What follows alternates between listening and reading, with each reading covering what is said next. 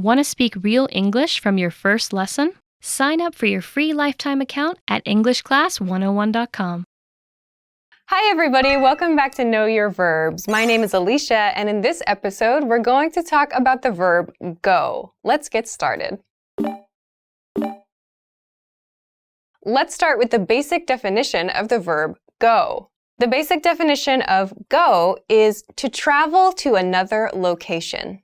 Let's look at some examples. I'm going to the beach this weekend.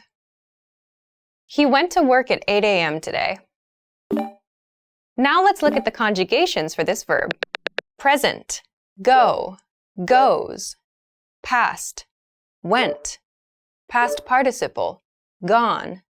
Progressive, going. Now let's talk about some additional meanings for this verb. The first additional meaning of go is to say. To say, it's like using said, but in informal setting.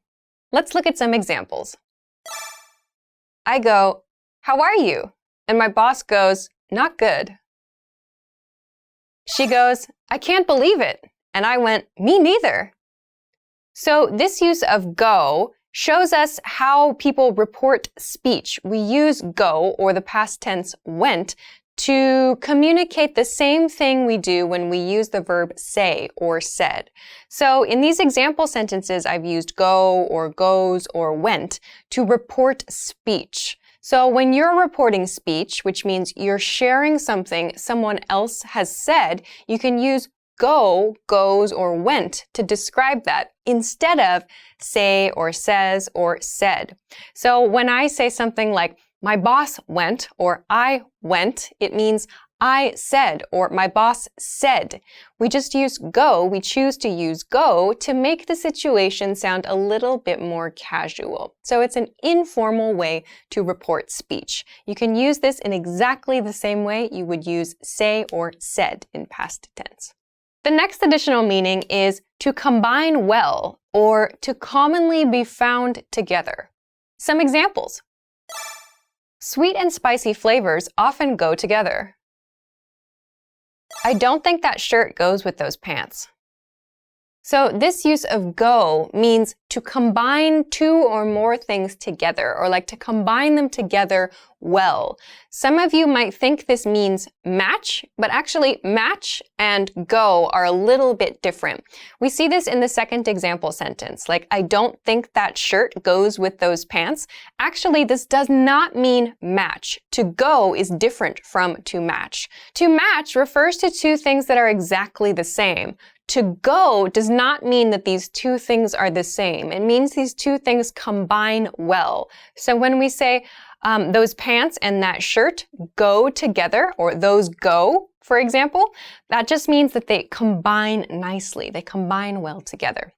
So when you use go in this way, those things go together, it means that they are nice together. They combine in a nice or pleasant or pleasing way. The next additional meaning is to be called by a name. Some examples. His name is William, but he goes by Bill.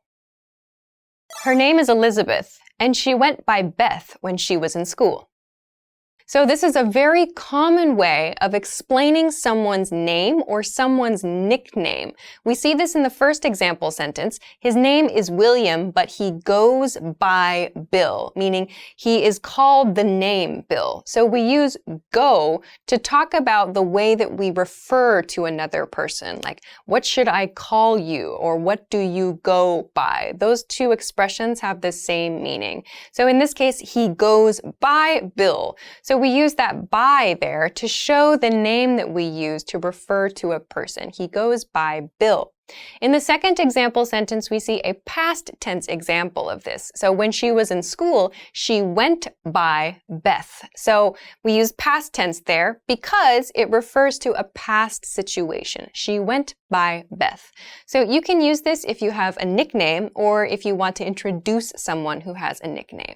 So for example, William and Bill are very common in terms of names and nicknames. William is the proper name, Bill is the nickname.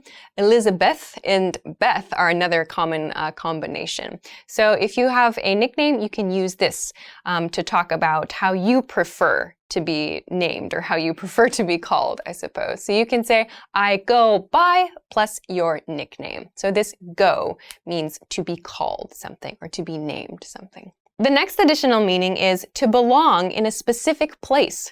Some examples. Where do the office supplies go? All the kitchen tools go in this cabinet. So this use of go refers to usually items that belong somewhere specific. So in your home or in your workplace or in the place where you study, you probably have some locations where there are just kind of like designated areas for things. So when you want to talk about where like your kitchen supplies are supposed to be placed, you can say, for example, plates go in this cabinet, or glasses go in that cabinet, or office supplies go in the desk drawer. So when you want to talk about the specific location for an object, you can use go to describe that here. This goes in that location. Now let's move along to some variations with the verb go. The first variation is to go through with something. This means to complete something, often challenging or scary, as planned. Some examples. Are you going to go through with this haircut? She went through with her plans to quit her job.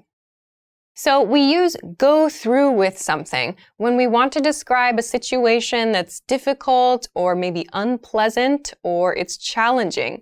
The first example sentence is a little bit funny. It's about a haircut. Are you sure you want to go through with this haircut? Means, are you sure you want to do this thing as you have planned to do? So the speaker is expressing his or her doubts in this case. So perhaps the haircut is like something crazy. It's like maybe not work appropriate, whatever. So the speaker is saying, are you sure you want to do this? You've made this plan, but are you sure you want to go through with it? Are you sure you want to complete this thing that you have planned? In other words, the speaker is questioning, is this a good idea or not? So to go through with means to complete that thing.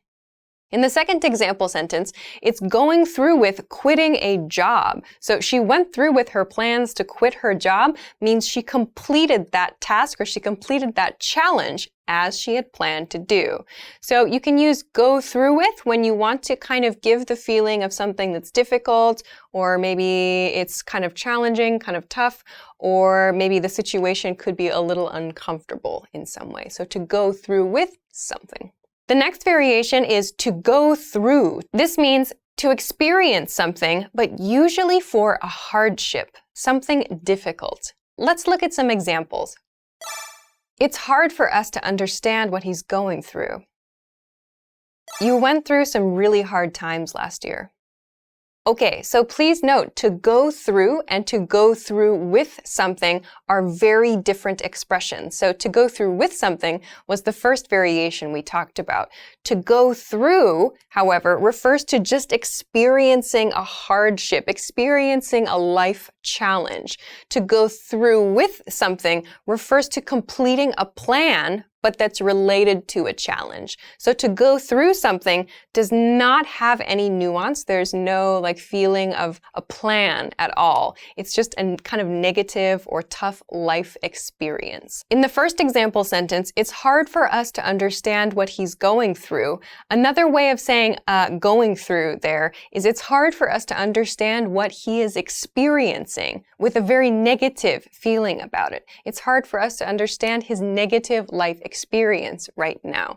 So you can think of this going through as showing that someone is experiencing difficulty. In the second example sentence, you went through some really hard times last year. It shows that a person did have difficulties in the past. They had a troubling or a challenging experience in the previous year, but they were able to overcome that, or things improved since that time. So to go through refers to kind of passing through or continuing through some kind of negative or difficult life experience.